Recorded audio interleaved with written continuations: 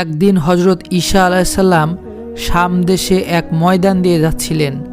রাস্তার মধ্যে একটি মানুষের মাথার খুলি দেখে তিনি আল্লাহর নিকট জিজ্ঞাসা করলেন, হে আল্লাহ, এটা কোন ব্যক্তির মাথার খুলি মাটিতে পড়ে আছে? সে কেমন লোক ছিল? আল্লাহওয়ালা লোক ছিল নাকি মুশরিক ছিল? সে কি কোনো রাজা বাদশা ছিল নাকি ফকির ছিল? সে দানবীর ছিল নাকি লোক ঠকাতো?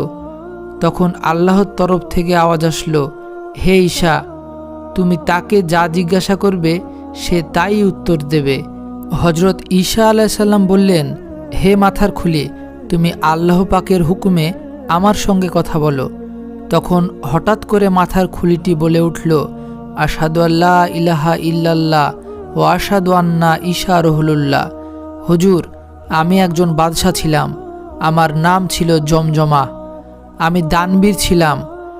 আরও অনেক বাদশা আমার অধীনে ছিল। আমার কোনো দুঃখ চিন্তা ছিল না। সর্বদা আমোদ প্রমোদে থাকতাম। 5000 লাল জামা পরিহিত সুন্দর যুবক আমার সামনে থাকত। 5000 সাদা পোশাক পরিহিত সুন্দর যুবক তীক্ষ্ণ তারোয়ারি নিয়ে আমার ডান পাশে থাকত। তেমনিভাবে 5000 বাম পাশেও থাকত। 500 গোলাম গায়ক আর 500 গোলাম আমার খাদেম ছিল। 1000 তুর্কি দাসী মধুর কণ্ঠে আমার আশেপাশে থাকত আর গান গাইত। তাদের গানের সুরে আকাশ বাতাস মুখরিত হয়ে যেত। 10,000 শিকারী কুকুরকে সোনালি তাজ পরিয়ে মাঠে নিয়ে যেতাম। 1000 নেকড়ে বাঘ সঙ্গে থাকত। 1000 বাদশা আমার অধীনে ছিল। আমি তরবারির জোরে তাদেরকে বশ্যতা স্বীকার করিয়েছিলাম। আমার সঙ্গে মোকাবিলা করার কারো শক্তি ছিল না। আমি 400 বছর রাজত্ব করেছি। আমার সমান লম্বা, স্বাস্থ্যবান ও সুন্দর কেউ ছিল না। যে কেউ আমার দিকে তাকাতো অবাক হয়ে যেত। প্রত্যেক দিন আমি 1000 দিনার করে ফকিরকে দান করতাম। 1000 ক্ষুধার্তকে খাওয়ার খাওয়াতাম। 1000 ব্যক্তিকে কাপড় দান করতাম। কিন্তু আমি আল্লাহ তাআলাকে চিনতাম না, মূর্তি পূজা করতাম। হজরত ঈসা আলাইসাল্লাম বললেন, তোমার মৃত্যু হয়েছে কিভাবে? সে বলল, এখন থেকে 100 বছর আগে আমার মৃত্যু হয়েছে। একদিন গরমের সময় আমার মাথায় খুব গরম লাগলো। আমি খুব দুর্বল হয়ে গেলাম। উজিরকে ডেকে পাঠালাম এবং বললাম, তোমরা আমার চিকিৎসা করাও। 1000 ডাক্তার আমার চাকর ছিল। তারা সবাই 4 দিন পর্যন্ত আমার চিকিৎসা করল, কিন্তু কোনো উপকার পেলাম না। আমার মুখ বন্ধ হয়ে গেল, শরীর কাঁপতে লাগলো, দৃষ্টিশক্তি চলে গেল। আমি একটি গায়েবী আওয়াজ শুনতে পেলাম। কেউ যেন বলছে, জমজমার রূহ কবজ করে দোজকে নিক্ষেপ করো। এর মধ্যে মালাকুল মওত আজরাইল আলাইসাল্লাম ভয়ানক আকারে উপস্থিত হলেন। তার মাথা আকাশে, পা জমিনে, এক হাত দুনিয়ার পূর্ব প্রান্তে আর এক হাত পশ্চিম প্রান্তে। নীল রঙের দিঘির মতো চোখ দুটো ঘুরোতে লাগলো। তার সঙ্গে কয়েকজন ফেরেশতাও ছিল। কারো হাতে আগুনের চাবুক, কারো হাতে ছুরি, কারো হাতে আগুনের তরবারি, আবার কারো হাতে আগুনের ফুলকি। এই সব কিছু তারা আমার উপর ঢেলে দিল। আমার শরীরের সব রগ রেশা ধরে টান দিল। আগুনের কাঁটাওয়ালা ছুরি আমার মুখে চালিয়ে দিল। আমার মনে হলো কেউ যেন 1000 তরবারি দ্বারা আমার উপর আঘাত করছে। তারপর আমার রূহ বের করে নিয়ে গেল। মানুষ আমাকে কাফন পরিয়ে গোরস্থানে মাটির নিচে শুইয়ে দিল। কবরের মধ্যে আমার প্রাণ ফিরে আসলো। মুনকার ও নাকির ফেরেশতা জমিন ফাড়িয়ে আসতে লাগলো। তাদের চক্ষু আগুনের মতো জ্বলছে। আমাকে ধমক দিয়ে জিজ্ঞাসা করল, তোমার রব কে? আমি বললাম, তোমরাই আমার রব। এই কথা বলার সঙ্গে সঙ্গে তারা আমাকে বলে, হে মিথ্যাবাদী। এই বলে লোহার চাবুক দ্বারা আমাকে প্রহার করতে লাগলো। তারপর আমাকে আবার জিজ্ঞাসা করল, তোমার ধর্ম কি? আমি বললাম, তোমরা কে? এ কথা বলা মাত্রই তারা আবার আমাকে আঘাত করতে লাগলো। আমি চিৎকার করে বলতে লাগলাম, হায়, আমি যদি জন্মগ্রহণই না করতাম! কোথায় যাব? কার নিকট সাহায্য চাইব? এর মধ্যে দুই পাশের মাটি এসে আমাকে পিষতে লাগলো।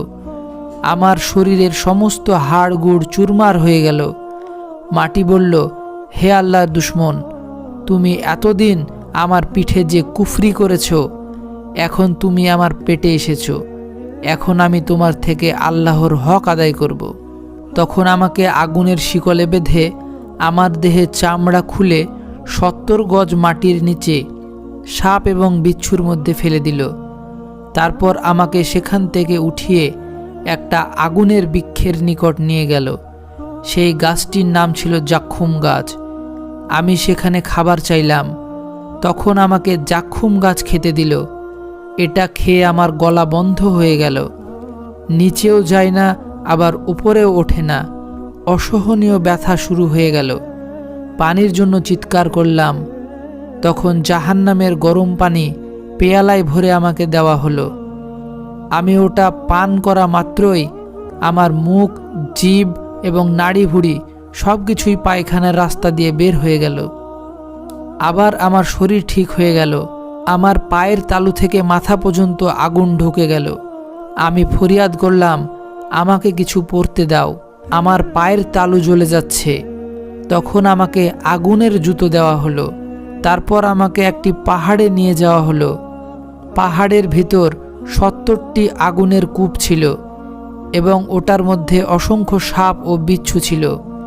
যখন সেই সাপে দাঁত পিছুনি দেয়, তখন উহার খটমট আওয়াজ 100 বছরের রাস্তা পর্যন্ত শোনা যায়। এই পাহাড়ের উপর প্রত্যেক দিন আমার 300 বার করে মৃত্যু হতো। এটার নাম ছিল সাকারাত পাহাড়। তারপর সেখান থেকে আমাকে জাহান্নামের একটা নদীতে নিক্ষেপ করা হলো। সেই নদীকে বলে গজবের নদী। মালিক ফেরেশতার ধমকে আমি সেই নদীতে পড়ে ডুবে গেলাম। সেই নদীটির আযাব সব আযাবের থেকে কঠিন ছিল। আমার হাড্ডিগুলো জ্বলে পুড়ে ছাই হয়ে গেল। আমি যদি 100 বছর পর্যন্ত এটার বর্ণনা দিয়ে থাকি, তবুও সেই আযাবের বর্ণনা শেষ হবে না। তারপর সেখান থেকে বের করে আমাকে একটা আগুনের কূপের মধ্যে নিক্ষেপ করা হলো।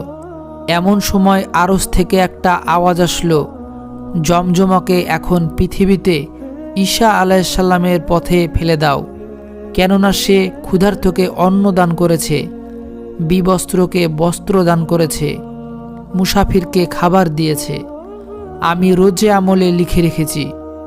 তাকে আযাব থেকে রেহাই দাও এবং পুনরায় দুনিয়াতে পাঠাও। ঈসা আলাইহিসসালাম বললেন, তুমি কোন কওমের লোক ছিলে?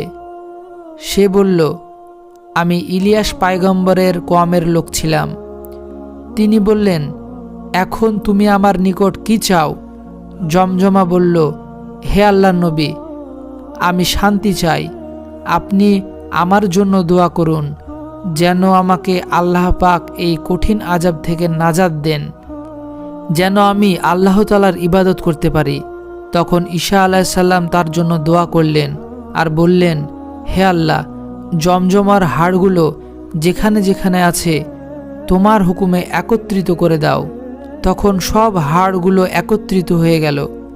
পূর্বের ন্যায় তার দেহ গঠন হয়ে গেল এবং সে জীবিত হয়ে বলে উঠল, আশহাদু আল্লা ইলাহা ইল্লাল্লাহ ওয়া আশহাদু আন্না ঈসা রুহুল্লাহ, অর্থাৎ আমি সাক্ষ্য দিচ্ছি যে আল্লাহ ছাড়া কোনো মাবুদ নেই, হযরত ঈসা আলাইহিসসালাম আল্লাহর রসুল। বেহেশত ও দোজখ সত্য, হাসর এবং কবর সত্য। জমজমা দুনিয়াতে 80 বছর জীবিত ছিলেন। সব সময় আল্লাহ পাকের ইবাদতে মশগুল থাকতেন। আল্লাহ পাক তাকে ক্ষমা করে দিলেন। তো বন্ধুরা, ভিডিওটি আপনাদের কেমন লেগেছে কমেন্টের মাধ্যমে জানাবেন।